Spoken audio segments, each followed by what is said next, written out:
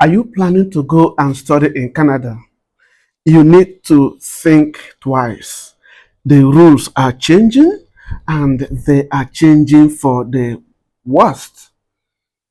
For decades, foreign students did everything possible to get to Canada to study because Canada is a developed country and offers opportunities to acquire good education, but not just to acquire good education, offers good opportunities to work while studying and to live a better life, especially for those from developing countries.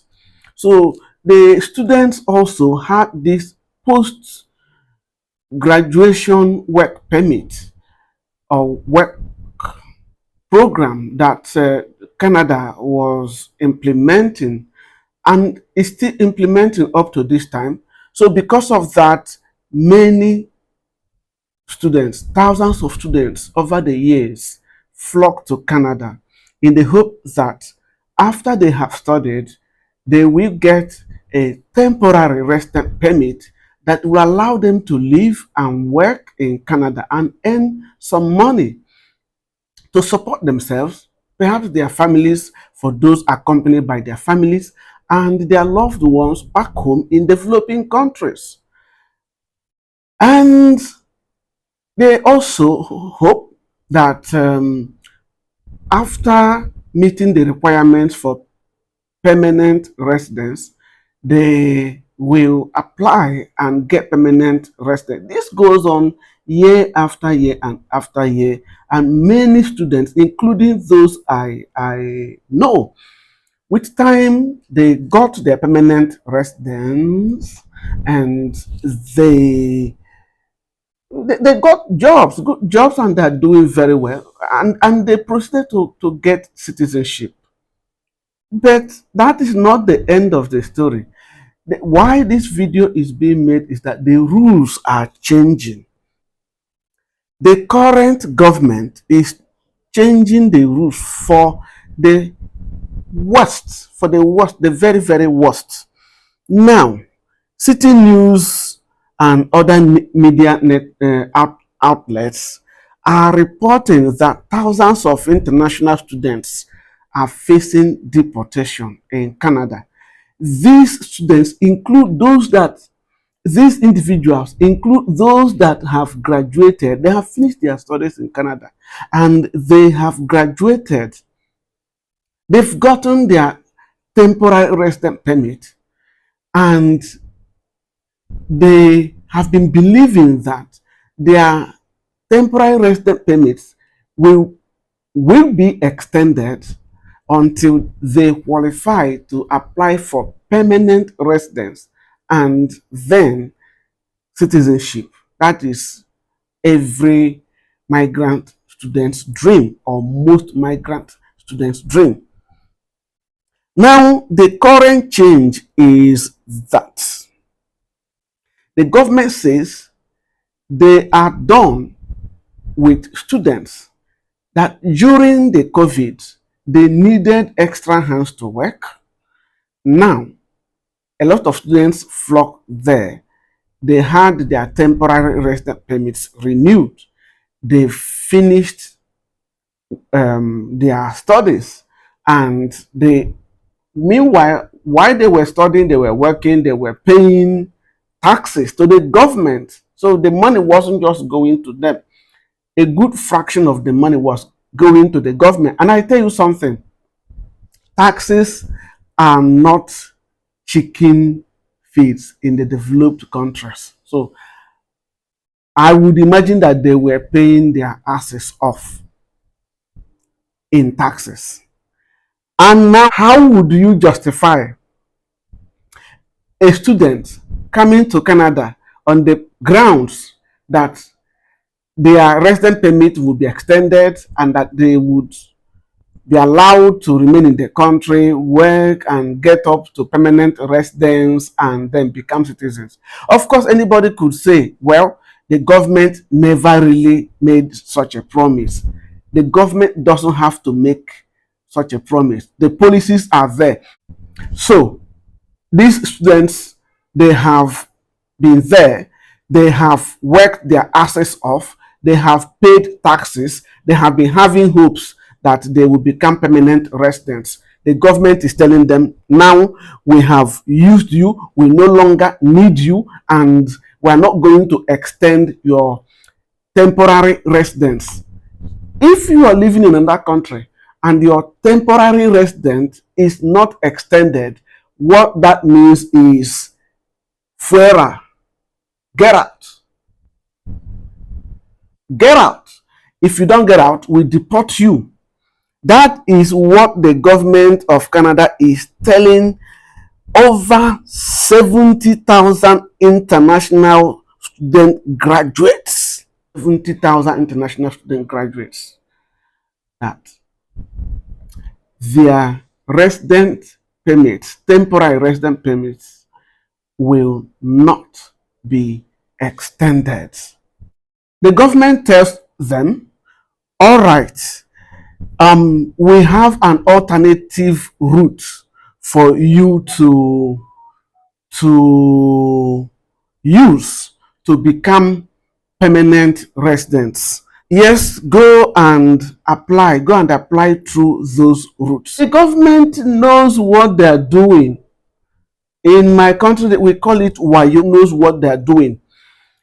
Those pathways that they are referring to are terribly difficult to pass through to become a temporary resident. I know a couple who tried that route recently, and I actually know several friends that tried that route. And while they were trying that route, the fraudulent immigration consultants in Canada, that is another matter altogether. I think we'll speak to that some other day.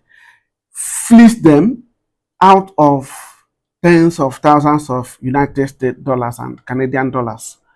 So that is the route that the government is trying to tell them to go and use.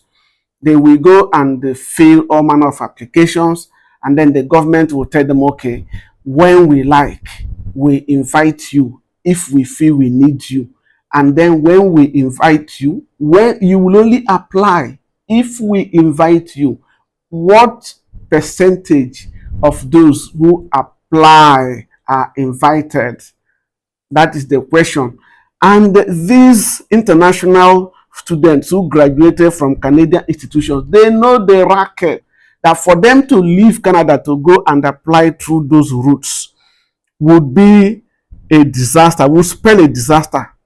Not up to 10% of them would be able to return to Canada. After all, why in the first instance are you telling them to leave Canada to go and apply first if you really are sincere about them coming to Canada or living in Canada? Why do you want them to leave Canada after they have studied in Canada, they have gotten work which qualifies them to become temporary residents? You've been giving them temporary residence, and now you are doing about face. So these students understand the racket.